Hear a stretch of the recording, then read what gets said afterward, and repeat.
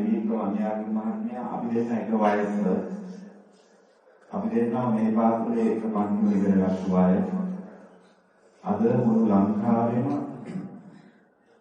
දරුවන් දහස් ගානකට එහා ගිය ලක්ෂ ගානකට අවුරුදු ගණනාවක් තිස්සේ අධ්‍යාපන ක්ෂේත්‍රයේ තුළ ඉදිරියට යන්නට නව අධ්‍යාපන ප්‍රවණතාවයකට ආශ්‍රයයන් මුසු කරගෙන මේ පාඩම ඇවිල්ලා ඕන විකට් ගමුවා.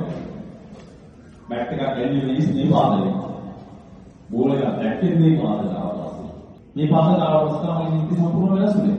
පසු කාලේ අදට මේ පාඩමේ ලැබෙන හැඟීම අන්නරයි කියලා නිම ගන්න බැහැ. දැන් මම